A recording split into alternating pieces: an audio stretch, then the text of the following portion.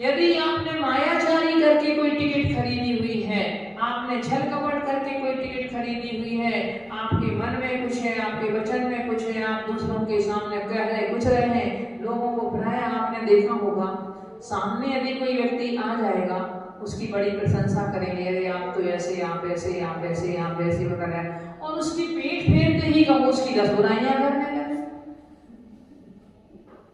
ये ऐसा है, ये ऐसा है, ये ऐसा है, उसकी समझ में ही नहीं आता है कि इंसान है क्या, वह क्या कर रहा है। चाहे वो अपने बॉस के साथ में हो ऑफिस में, चाहे वो आपके अपने कस्टमर के साथ में हो, आपके ग्राहक के साथ में हो, या ग्राहक का अपने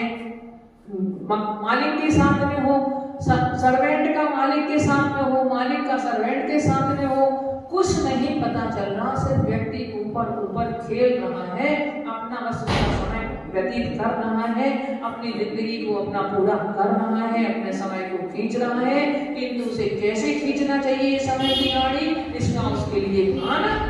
नहीं है। यदि देखो एक झूठ को छिपाने के लिए हमें 10 झूठ बोलने पड़ते हैं। एक मायाजारी अगर किसी के साथ करना चाहेंगे तो उसके लिए पता नहीं हमें कितने सारे झूठ का आश्रय लेना पड़ेगा, परंतु अगर एक बार हम अपने मुख से सत्य की सत्यवान ज्यों की त्यों कह देते हैं, ऐसा भी नहीं किंतु उसमें कि हमने तो भाई हम तो सत्य बोलते हैं, हम तो स्पष्ट बोलते हैं, कुछ लोग कह देते हैं चाहे सामने वाले को कितना भी वह कष्ट पहुंचे उससे,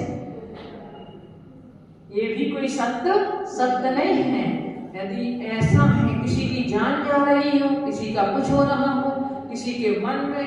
भाव हिंसा हो रही हो,